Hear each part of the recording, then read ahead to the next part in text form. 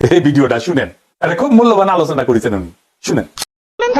আপনি গণভোটকে অবৈধ যখন বলবেন, তার মানে আপনি আসছেন, তখন আমি বলবো তারেক রহমান লন্ডনে গিয়েছিল, তারেক রহমান লন্ডনে গিয়েছিলেন, ওনাকে কি অত্যাচার 111 করা হয়েছিল জানি তো। তাহলে কেন আপনি কেন গণভোটকে অবৈধ বলতেছেন? আপনি তো বলতে পারেন, অবশ্যই বলতেছেন। আপনি বলতেছেন যে সংবিধানে নাই, তার মানে অবৈধ। আইনগত পদ্ধতি, সাংবিধানিক আইনগত পদ্ধতিতে অবস্থান হয় নাই। আইনগত পদ্ধতিতে তারেক রহমান এক বছরের মধ্যে এরকম হইতে পারে না।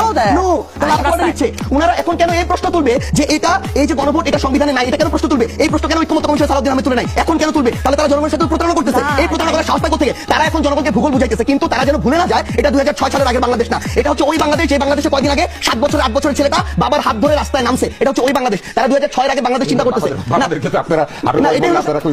ভাই, সবচেয়ে বড় সমস্যাটা কোন জায়গায়? সবচেয়ে বড় সমস্যাটা হলো তারা আগে যেভাবে মানুষকে ক্ষমতা এসে, বড় বড় কথা দিয়ে ক্ষমতা এসে, তারা ওই 1 থেকে 6 যে কাজগুলো করেছে, এখনো জনগণের উপরে তারা চাপিয়ে দিয়ে এই কাজগুলো করতে চায়, প্রতারণা করতে চায়। এই প্রতারণার কোনো সুযোগ দেওয়া হবে না বিএনপি কেউ না। বিএনপির নাম ভাঙিয়ে যারা করবে, কাউকে সুযোগ দেওয়া হবে না। আমরা এই জুলাইয়ে বিএনপি, ছাত্রদল, যুবদলের অসংখ্য নেতাকর্মীর অনেক স্যাক্রিফাইস ছিল, এটা প্রথমে স্বীকার করে নিচ্ছি। দ্বিতীয়ত, বিগত 17 বছরে তারা অনেক কষ্ট করেছে, জেল খেটেছে, জুলুমের শিকার হয়েছে, এটাও স্বীকার করে নিচ্ছি। এবং এই অভ্যুত্থানে তাদের অনেক বড় একটা অবদান আছে, এটাও স্বীকার করে নিচ্ছি। কিন্তু একটা জিনিস বলি, এই বিএনপি তাদের জায়গা থেকে তারা তাদের শাসনামলগুলোতে যে কাজগুলো করেছে, এই কাজগুলো করার কারণে 2009 নির্বাচনের পরে 14তে যখন একটা নির্বাচন হলো, এবং এরপরে 18তে এবং 24-এ, 14, 18, 24 এই তিনটা নির্বাচনে যখন রাতের নির্বাচন হলো, দামি নির্বাচন হলো, ভোট চুরির নির্বাচন হলো, তারপরে এই বিএনপির নেতৃত্বের সাথে বাংলাদেশের সাধারণ মানুষ রাজপথে নামে নাই, যে তাদের উপরে আস্থাটা পায় নাই। কেন আস্থাটা পায় নাই? কারণ এই যে আমরা একটু পিছনের দিকে ইতিহাস ঘাটতে চাই, আমরা তখন দেখি যে 90-এর পরে, ওই অভ্যুত্থানের পরে 3 দলীয় জোটের যে রূপরেখা হলো, সেই রূপরেখা এই বিএনপি বাস্তবায়ন করেনি, প্রতারণা করেছে। 96 গিয়ে ফেব্রুয়ারিতে তারা তত্ত্বাবধায়ক সরকার ছাড়া নিজেদের অধীনে নির্বাচন দিয়ে জনগণের সাথে প্রতারণা করেছে। এরপরে 96-এর পরে যখন আমরা দেখলাম যে পরে যে আমলটা আসলো, এই আমলে এসে আমরা দেখি যে তারা হাওয়া ভবনের মতো ভবন তৈরি করে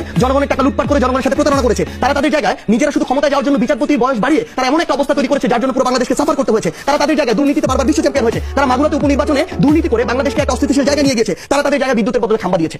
এই বিষয়গুলো, এরকম অসংখ্য বিষয় আমরা বলতে পারবো, যে বিষয়গুলোর কারণে বাংলাদেশের মানুষ বিএনপির উপর আস্থা হারিয়েছিল। এবং এটার কারণে বাংলাদেশের মানুষ পরে 3বার ভোট চুরি নির্বাচন হওয়ার পরও বিএনপির অধীনে নামে নাই, এবং বিএনপির অধীনে না নামার কারণে এত বড় একটা অভ্যুত্থানে ছাত্র জনতাকে অংশগ্রহণ করতে হয়েছে, যে ছাত্র জনতা জীবন দিয়ে, রক্ত দিয়ে বাংলাদেশে একটা স্বাভাবিক পরিস্থিতি ফিরিয়ে এনেছে।